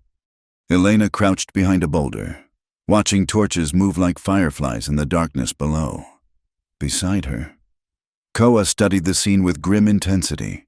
They'd received word barely an hour ago Crowley's foreman meant to complete the dam tonight, creating a fait accompli that would be harder to reverse than prevent. 20 men, maybe more. Thomas Ortega whispered from her other side, armed and dug in. "The dam's nearly finished," Mercer added, field glasses to his eyes. "If they complete that final section, the spring flow gets diverted permanently." Koa finished. "Even if Crowley hangs, whoever takes over his operation controls the water." Elena felt the weight of her father's pistol at her hip. Around them, Their hastily assembled force waited. Ranchers, townspeople, a handful of native warriors who'd answered Koa's call. 40 souls against professional gunmen. Righteousness against ruthlessness. "We can't match them gun for gun," she said quietly. "We need another way." Koa's eyes met hers in the moonlight. "What did you have in mind?" She pointed to the construction itself. "The dam is built on a natural formation, right, reinforcing what's already there." "Yes, the canyon narrows there, makes it easier to block, but also more vulnerable. If the supporting structure fails," understanding dawned in his expression, "the water pressure would do the rest. But we'd need to get close, place charges precisely. It's suicide to try under fire. Not if they're looking elsewhere." Elena's mind raced. "A distraction, something big enough to draw them off."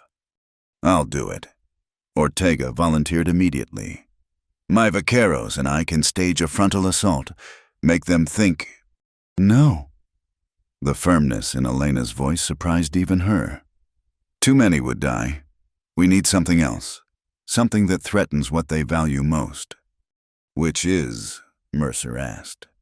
"Crowley's stockpiled supplies." Old Ben spoke up from where he sat on a flat rock, having insisted on coming despite his injury. "Dynamite, food, payroll for his men. It's all in that work camp just upstream. Burn that, and they'll have to respond." "I'll take a small group," Koa said immediately. "Set fires, draw them off, then you'll be trapped between the camp and returning guards." Elena interrupted. She took a breath, knowing what she had to say. "It needs 2 groups. One to set the fires, one to hit the dam while they're distracted." "Elena, no." Koa's voice was flat. "You're not." "I'm the one who suggested it. I know where the structural points are. I studied the construction when we were watching this morning." She met his gaze steadily. "And I'm a better shot than half the men here." The silence stretched taut as a bowstring. Finally, Mercer spoke. "She's right. Tactical sense.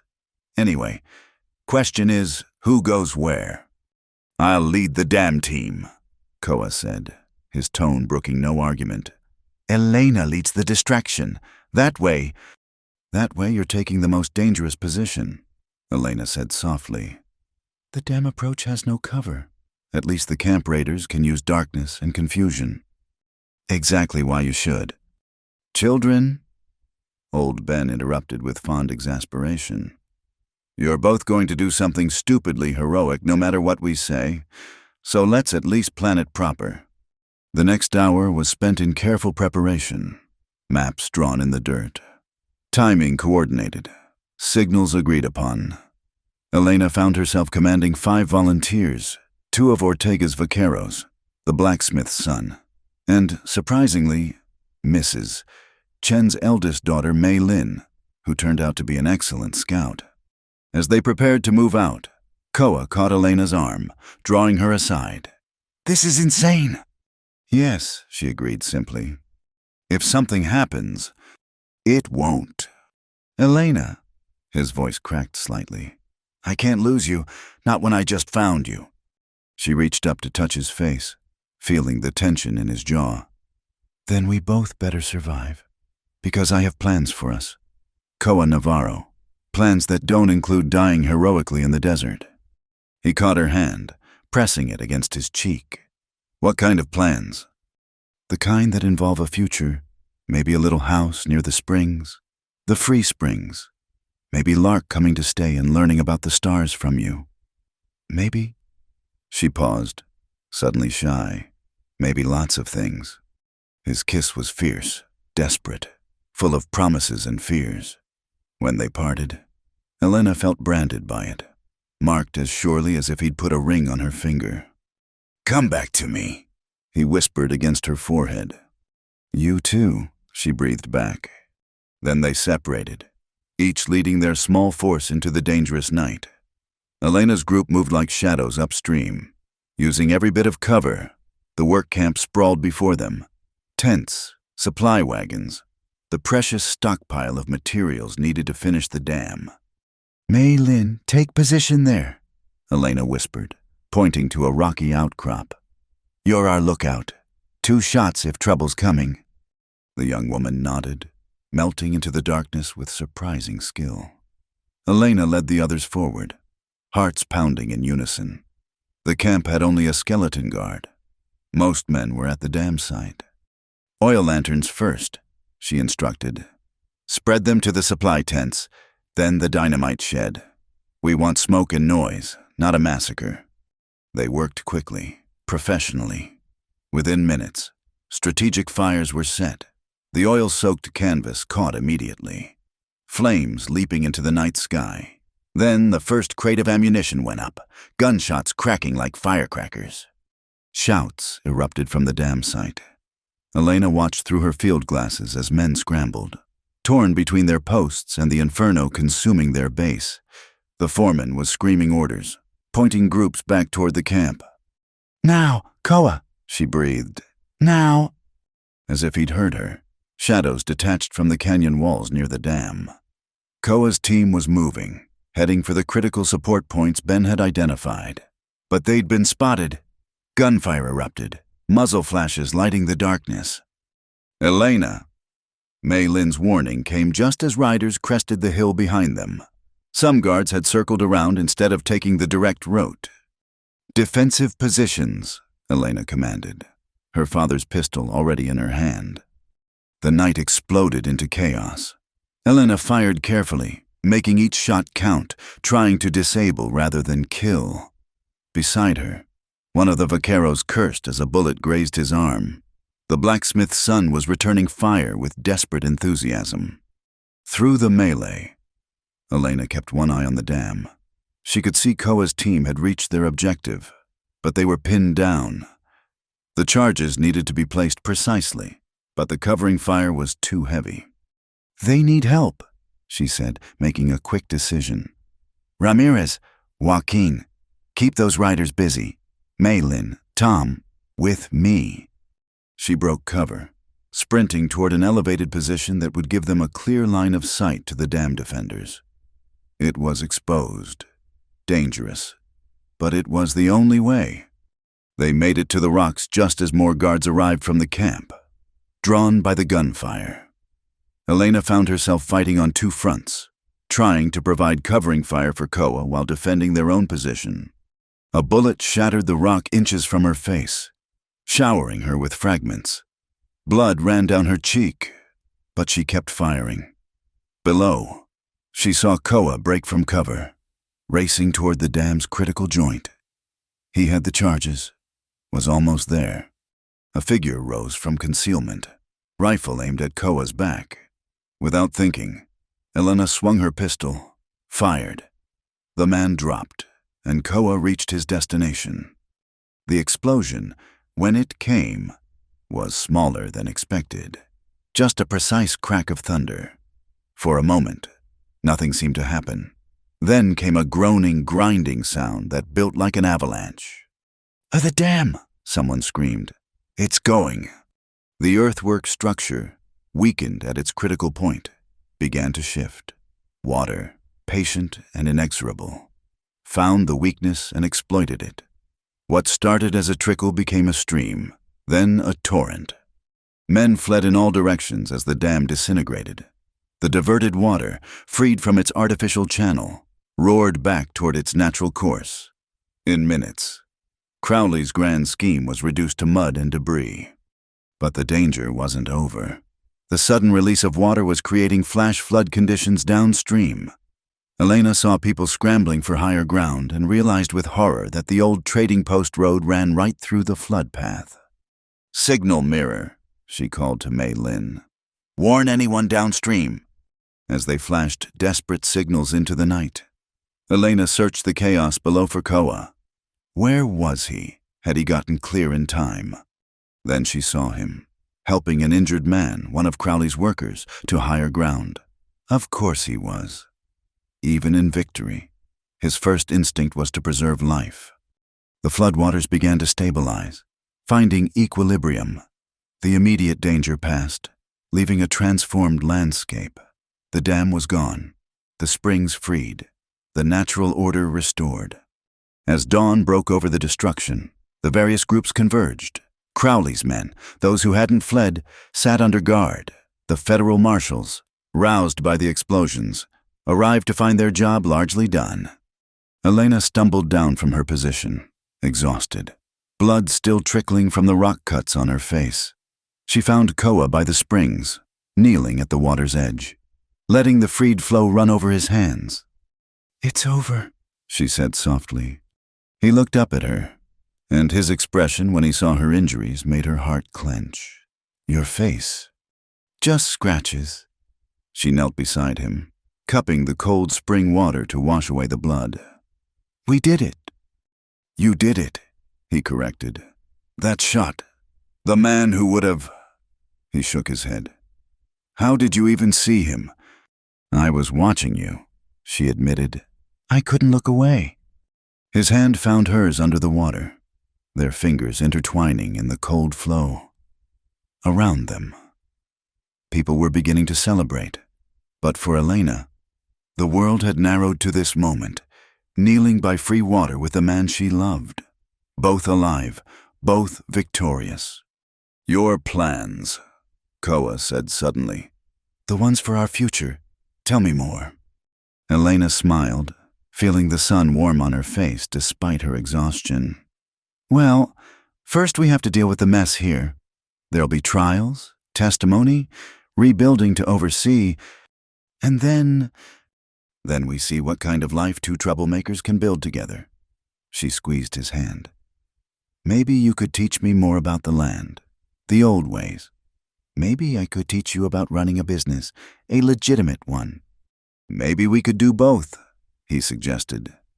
"Guide services for travelers, trading post that honors all cultures, something that brings people together instead of driving them apart. By the springs," Elena added, "where everyone can see that water flows free." "I like these plans," Koa said solemnly. Then, quieter. "Elena, in my mother's tradition, when a man wants to court a woman formally, he asks permission from her family." Elena's heart skipped. "Is that what this is, formal courting?" "If you'll have me, if your mother doesn't shoot me on sight."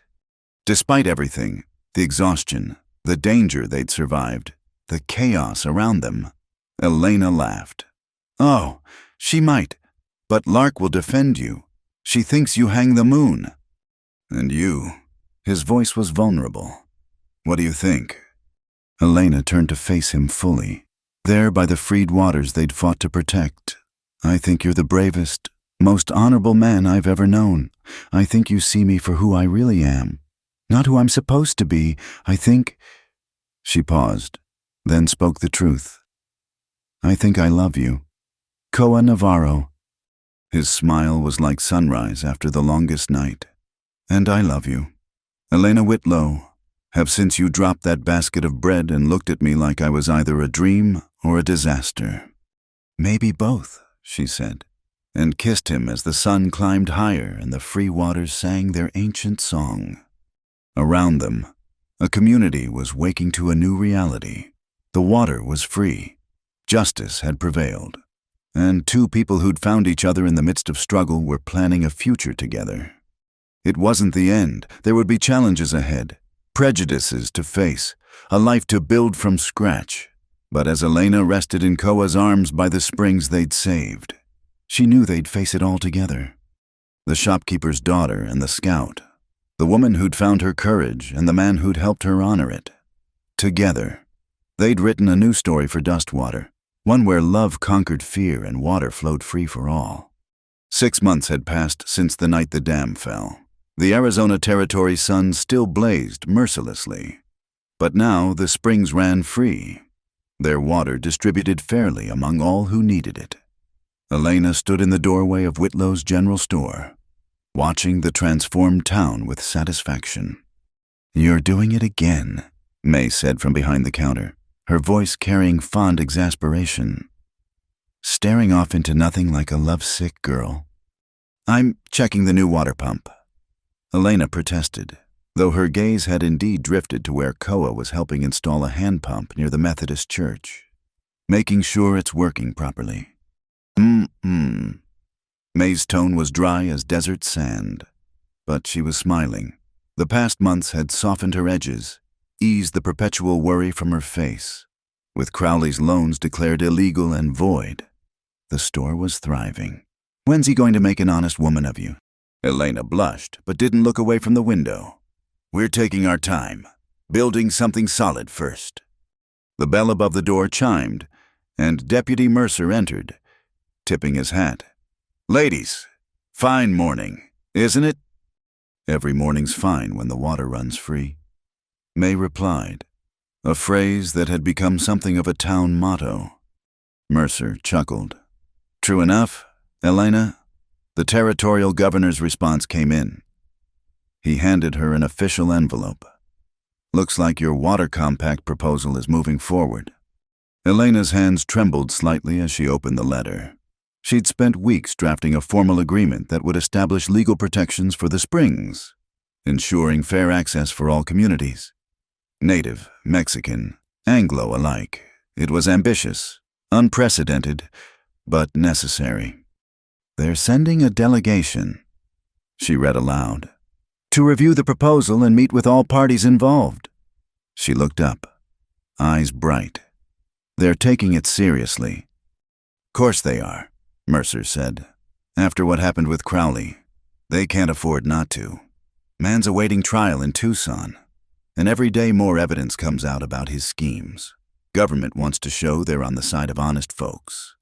The door opened again, admitting Lark, who bounded in with her usual energy.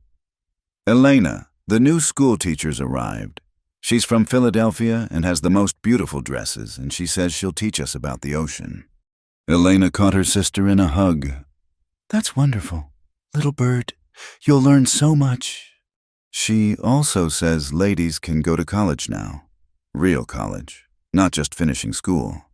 Lark's eyes were alight with possibility. "Maybe someday I could go." "Maybe you could," Elena agreed. Sharing a look with her mother, the world was changing, slowly but surely. Opportunities that had seemed impossible were beginning to crack open like seeds after rain. As the morning progressed, the store filled with its usual traffic. Mrs. Chen came for thread, speaking warmly of how her daughter, Mei Lin, had started a women's shooting club.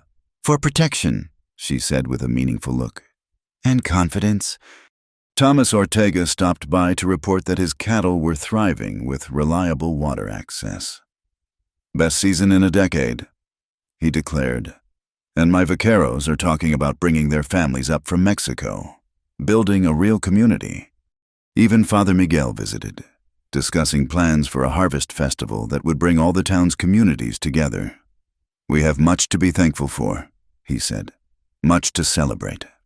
Through it all, Elena felt a deep satisfaction. This was what they'd fought for, not just water, but community. Not just survival, but the chance to thrive. As afternoon approached, she noticed Koa had finished with the pump installation. He stood talking with a group of native elders who'd come to town for supplies. The sight still drew some stares. Not everyone had adjusted to the new reality, but most folks had learned to mind their business. "Go on," May said, catching Elena's longing look. "Store's quiet. I can manage." Elena didn't need to be told twice. She grabbed her sunbonnet and stepped out into the blazing afternoon. Koa saw her coming and excused himself from the elders with respectful gestures. "How's the water compact coming?" he asked as she reached him. "The governor's sending a delegation. We might actually pull this off." His smile was proud. "Of course we will. You're the most determined person I know." They walked together toward the springs, a path that had become familiar over the months. The area around the water had been transformed. Neat paths, benches for resting, young trees planted for future shade. A simple monument marked where the original treaty markers had been restored. "I've been thinking," Koa said as they reached their favorite spot, a flat rock overlooking the main spring. "About our plans." Elena settled beside him. removing her bonnet to let the breeze cool her neck. "Which plans? We have so many." "The trading post, the guide service." He paused, seeming to gather courage. "The family we might build." Elena's heart skipped.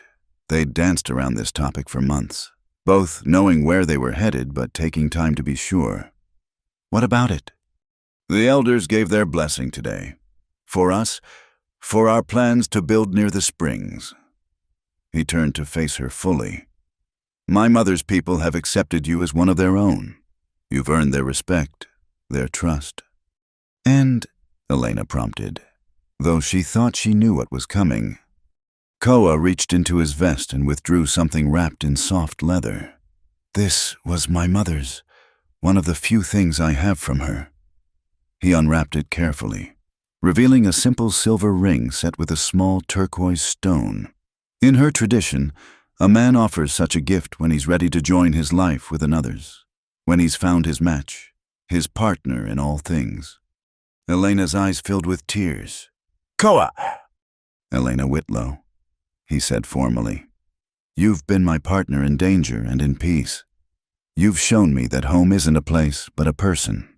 Will you—" "Yes," she interrupted, laughing through her tears. "Yes to all of it. To the trading post and the guide service and the family and the future and—" He kissed her, cutting off the flow of words. When they parted, he slipped the ring onto her finger. It fit perfectly, the turquoise catching the light like a piece of captured sky. "Your mother," Elena said suddenly. "We should tell her properly." "Together," Koa agreed, "though I think she's expecting it. She cornered me last week to discuss appropriate wedding preparations." They returned to town hand in hand, no longer hiding their connection. The responses varied. Some smiles, some frowns, some careful neutrality. But Elena found she didn't care about the disapproval. They'd earned their happiness. May was waiting in the store, having somehow sensed the momentous nature of their return. She took one look at Elena's glowing face and the ring on her finger, then surprised everyone by embracing Koa. "You'll take care of her," she said. It wasn't a question. "With my life." Koa replied simply, "Good." May stepped back, composing herself. "Now, about the wedding. I assume you'll want something simple, but there are still proprieties to observe." The following weeks passed in a blur of preparations.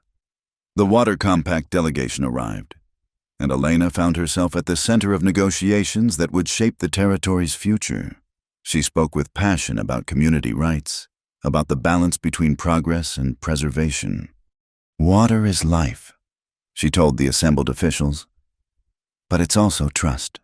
When we share water fairly, we're saying we trust each other to survive together. That's the foundation of civilization, not ownership, but partnership." The compact was approved with minor modifications. Legal protection for the springs, established water rights for all communities, mechanisms for fair distribution during drought. It would become a model for other territories, other conflicts. The wedding took place by the springs on a perfect autumn morning. It was indeed simple, as May had predicted, but beautiful in its simplicity. Father Miguel officiated, with blessings from the native elders woven into the ceremony. Elena wore her mother's wedding dress, altered to fit, with Koa's bandana incorporated as a sash. Koa stood tall in a new suit, though he'd insisted on keeping his comfortable boots. Lark served as bridesmaid, barely containing her excitement. Old Ben gave Elena away, having declared himself an honorary uncle. Deputy Mercer stood as Koa's best man, while half the town crowded around to witness. "I've never seen such a mix," Father Miguel murmured before beginning. "Mexican and Anglo and Native and Chinese, all here together." "That's the point," Elena whispered back. "Love brings people together." The ceremony blended traditions, Christian vows, Native blessings, Mexican music. When Father Miguel pronounced them husband and wife, the cheer that went up could probably be heard in Tucson. The reception was held at the trading post site. where construction had already begun. Tables groaned under the weight of foods from every culture represented. There was dancing and laughter and more than a few tears of joy. "No regrets?" Koa asked as they took a moment alone, watching their guests celebrate. "None," Elena assured him. "Well, maybe one. I wish Papa could have been here. He would have liked you." "He is here," Koa said gently. "In your courage, in your determination to do right, he lives on in those things." As the sun set over the freed springs, painting the sky in brilliant oranges and purples, Elena looked out over the gathering. May was actually laughing at something Thomas Ortega had said. Lark was pestering the new schoolteacher with questions about the ocean. Maylin was teaching some of the younger girls to handle a rifle safely. The water flowed clear and free, available to all. "We did something good here," she said softly. "We did something necessary," Koa corrected. "And we're not done. The trading post, the guide service, the water compact, they're just the beginning." "I know." Elena leaned into his solid warmth. "But for tonight, can we just be happy?" "For tonight and all the nights after," he promised. Later, as the celebration continued under the stars, Elena found herself standing where this had all began, by the store where she'd first seen Koa, where she'd been just another shopkeeper's daughter, afraid of the world beyond proper boundaries. That girl was gone now, transformed by choice and challenge into someone stronger, someone who knew that love wasn't weakness but strength, that fighting for justice wasn't foolish but necessary, that the greatest risk in life was not taking any risks at all. The lamp still glowed in the store window, steady as always, but now it wasn't the only light. All around, lanterns and fires and stars illuminated a community reborn, a future being written by many hands. Elena fingered the turquoise ring, feeling its smooth warmth. Tomorrow would bring new challenges. The trading post to build, the guide service to establish, perhaps children to raise in this wild, beautiful land. But tonight, surrounded by friends and family, with her husband's hand in hers and water singing free in the darkness, she was exactly where she belonged. The shopkeeper's daughter had become so much more: wife, warrior, water guardian, bridge between worlds. But at her core, she was still Elena, who asked the questions worth asking and fought the fights worth fighting. And that, she thought as Koa swept her into another dance, was exactly who she was meant to be. The stars wheeled overhead, ancient and eternal, blessing the small human dramas below. And in the high desert of Arizona territory, where water ran free and love conquered fear, a new chapter was just beginning. Thank you all for listening to this Wild West love story. I hope Elena and Koa's journey touched your heart as much as it touched mine. I'd love to know where in the world you're listening from. Please share in the comments below so we can connect and discuss what this story meant to you. If you enjoyed this tale of courage, love, and justice in the Arizona territory, please subscribe to Wild West Night for more stories from the American frontier. Don't forget to like this video and hit the hype button to help more people discover this story. Your support means everything and helps keep these tales of the Old West alive. Until next time, partners.